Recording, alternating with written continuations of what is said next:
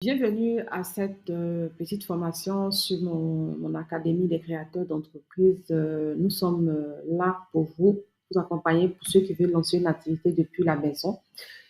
Je suis Cléopâtre Ouattara, formatrice, auteure de plusieurs livres, notamment 7 dans le domaine de l'entrepreneuriat. Je vous accompagne dans le domaine pour ceux qui veulent se lancer depuis la maison et développer une activité petit à petit et grandir. Alors ici, aujourd'hui, nous allons parler de calcul de prix de revient, de prix d'achat. Nous allons parler du chiffre d'affaires et bien d'autres. Définir le prix de vente. Comment vous pouvez définir votre prix de vente? Vous allez considérer plusieurs éléments importants pour pouvoir le faire. D'abord, le coût de production, la marge bénéficiaire souhaitée, le prix de la concurrence, donc la valeur perçue par le client. Donc, ce sont des éléments qu'il faut prendre en compte dans un tableau et surtout l'analyser petit à petit.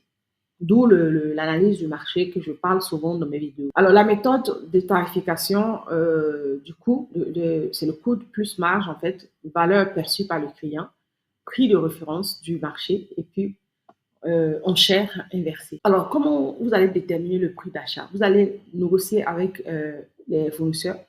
Donc, vous allez comparer les différentes offres et ensuite négocier les tarifs avec les différents fournisseurs.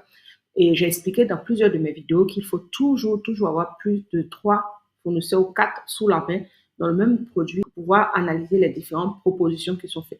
Mais vous ne vous contentez pas que de l'offre de tarifs, en fait, mais plutôt autour de frais de transport et bien d'autres choses. On en reparlera certainement dans une prochaine vidéo.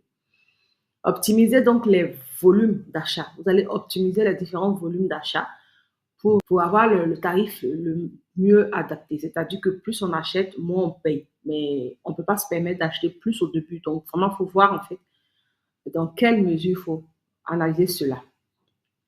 Tenir compte donc des coûts indirects comme la logistique, le transport, le stockage, l'assurance, les taxes, commissions. Alors, pour quelqu'un qui travaille depuis la maison, ces coûts peuvent être à considérer ici. C'est plutôt pour les personnes qui travaillent hors de chez eux. Mais pour la maison, il y a des tarifs qu'on peut éviter de les payer. Suivre l'évolution des prix, c'est-à-dire vous allez ajuster régulièrement en fonction donc des fluctuations du marché. Vous allez donc réduire aussi les coûts, c'est-à-dire identifier les postes les plus élevés, chercher donc à les alternatives et automatiser le processus en fait, si vous pouvez vous le permettre.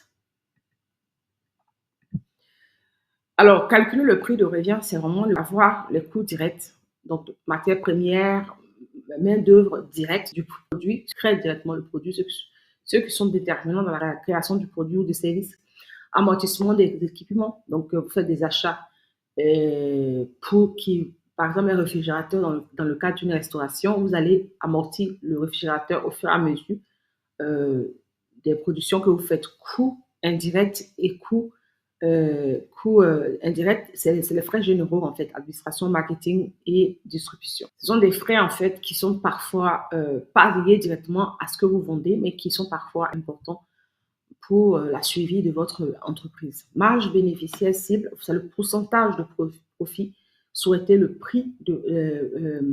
le prix de vente, pardon. Ensuite, le calcul final. Le calcul final, c'est le prix de vente plus coût direct, prix de revient égal à coût direct plus coût indirect et plus marge bénéficiaire. Alors, les facteurs qui vont influencer le prix de revient, c'est la productivité. Alors, vous allez optimiser les processus, en fait, et puis essayer d'automatiser les tâches, former les employés, et ça va influencer efficacement le prix de revient. Les coûts des intrants, c'est la négocier avec les fournisseurs pour trouver des alternatives plus économiques pour pouvoir réduire vos frais ou le prix des produits que vous achetez. Et efficacité opérationnelle, c'est réduire donc les gaspillages, les délais, les touches en fait. Innovation technologique, c'est investir dans une technologie qui va vous permettre d'être productif en fait en fonction de votre entreprise.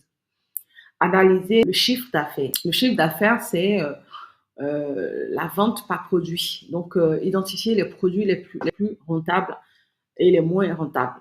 Il faut vraiment les identifier et vendre par canal, c'est évaluer en fait la performance des différents canaux de vente en ligne et puis en magasin. vente par région. Vous allez analyser la variance géographique des ventes et la rentabilité. Stratégie de fixation des prix, c'est-à-dire la valeur que est perçue par votre clientèle cible. Donc, vous allez fixer un prix élevé pour les produits à haute valeur ajoutée. Et puis, mais ça apprend avec beaucoup de préceptes pour quelqu'un qui se lance au début, c'est des risques parfois. Donc, vraiment, c'est une stratégie qu'il faut voir. La pénétration du marché. Vous venez d'arriver sur un marché, vous allez fixer un prix bas pour gagner des parts du marché, mais c'est apprendre avec beaucoup. Vraiment, il faut voir. Il faut, soit vous faites un prix élevé, soit un prix peu élevé, mais c'est en fonction de comment vous voyez votre produit. Dynamisme concurrentiel, c'est suivre, en fait, ou se démarquer, suivre la mouvance de vos concurrents ou vous démarquer par le prix de ce que vous proposez, la valeur aussi de ce que vous proposez. Coût et marge bénéficiaire, c'est le fait de fixer un peu un prix basé, le fait de fixer un prix basé sur des coûts, donc les coûts et marges des profits, du profit souhaité. Parce que vous souhaitez un profit spécifique sur un produit et vous devez donc essayer de voir comment vous allez atteindre ce dernier. Bien sûr, toujours en faisant attention à la concurrence. Pourquoi une tarification optimale est essentielle? On prend l'exemple ici. Si, par exemple, si pour augmenter votre chiffre d'affaires, une optimisation du prix de vente peut générer, de 10% du prix de vente, par exemple, peut générer une hausse du chiffre d'affaires. Pour améliorer une marge, par exemple, une réduction de 20% du coût de production permet d'accroître une marge en fait bénéficiaire. Et puis, la hausse en fait de rentabilité, une tarification optimisée peut donc permettre de traduire, peut se traduire par une augmentation de 30% de la rentabilité du produit. Donc, en fait, c'est vraiment avant de bon vouloir. Vous essayez d'ajuster. Par exemple, nous qui vendons, on change tout le temps les tarifs en fonction. Mais vraiment, on apprend. Hein, quand on vend un produit, on se rend compte qu'on n'a pas gagné. On essaie d'augmenter le prix, on essaie de diminuer le prix. Vraiment, c'est vraiment ça. Conclusion et recommandation. Calculez soigneusement. Donc, faites des calculs soigneusement, mais ne vous dites pas, j'ai déjà mis le prix, je ne peux pas changer. Non. Si vous calculez un prix et que ça ne fonctionne pas, vous changez le prix parce que ça ne fonctionne pas. Voilà. C'est en forgeant qu'on devient forgeron. Vous êtes d'accord avec moi? Donc, forcément, vous allez définir un prix de vente, un prix d'achat, un prix de revient précis. Ensuite, analyser régulièrement, suivre l'évolution des chiffres d'affaires et ajuster la stratégie tarifaire, en conséquence de ce que je disais. Ensuite, on ajuste, on adapte, on augmente, on diminue, etc. Mais il ne faut pas le faire tout le temps. Vraiment, c'est vraiment des choses qu'on fait une fois qu'on s'est trompé et qu'on a augmenté, on sait qu'on ne va plus changer les prix. On ne le fait pas tout le temps, on le fait une fois ou deux, et puis c'est bon. Optimiser en continu, donc chercher constamment à réduire les coûts, parce que plus vous réduisez les coûts, on ne dit pas de réduire les coûts pour rendre le produit de mauvaise qualité, bien sûr, hein, mais plus vous réduisez les coûts, plus ça vous permet de gagner, en fait, donc de vendre le produit moins cher et de gagner beaucoup plus. Innover dans la tarification, c'est vraiment expérimenter de nouvelles opportunités, comme par exemple la tarification dynamique ou la vente à la valeur, en fait. Donc, il faut vraiment voir celle qui vous arrange le plus et puis essayer de vous caler dans cette perspective-là. Je vous invite donc à notre masterclass qui aura lieu donc le 9 décembre 2024. Et le prix est à moins 50% en ce moment. Vous pouvez profiter au maximum.